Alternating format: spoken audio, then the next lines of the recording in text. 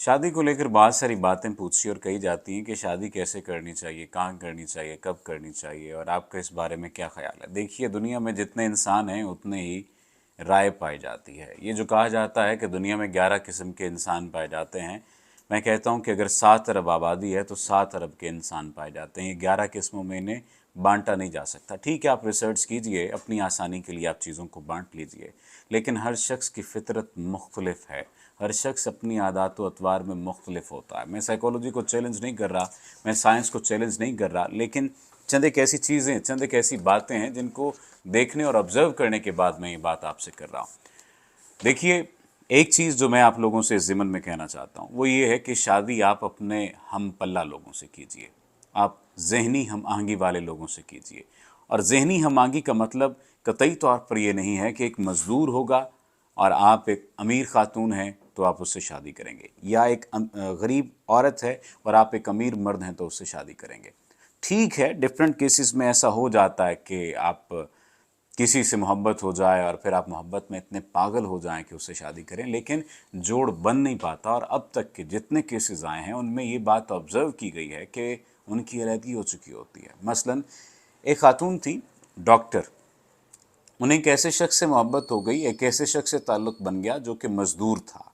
और ताल्लुक़ कैसे बना कि वो उनके पास किसी काम के लिए आया है, कुछ ऐसा मामला हुआ, हाइटेड था, खूबसूरत था, बातचीत हुई और वो बातचीत बढ़ते बढ़ते खातून ने कोशिश की कि उससे इस मजदूरी से वो निकालेगी। वो मजदूरी से निकालने में कामयाब हो गई। उसने अपना पैसा उस पर इन्वेस्ट किया, टाइम इन्वेस्ट किया, इमोशंस इन्वेस्ट किए। आखिर में शादी की बात हुई तो मालूम ये हुआ कि वो तो पहले से शादीशुदा है।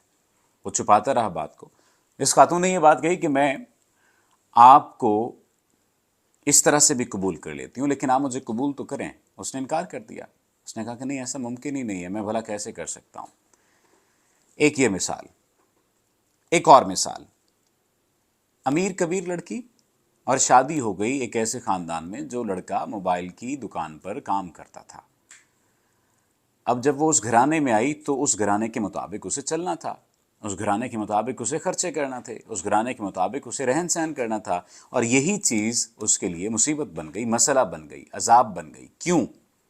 क्यों कि वहाँ पर जो अपने घर में आज़ादी थी, अपने घर में चीज़ें थीं, अपने घर में चीज़ों का इस्तेमाल जिस तरह से वो कर सकती थी, यहाँ पर वो नहीं कर सकती थी।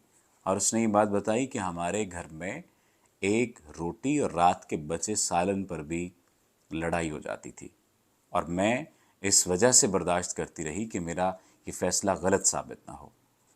शायद ये फ़ैसला मेरा ठीक साबित होता, लेकिन मेरी माँ ने देख लिया कि मेरे चेहरे पर निशान थे।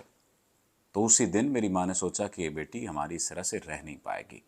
मैं भी नहीं रह पाती थी, मैं भी नहीं रह सकती थी। ये तो अच्छा हुआ कि माँ को इल्म हो गया कि मेरे चेहरे पर मेरे शौहर के थप्पड़ों के निशानात हैं।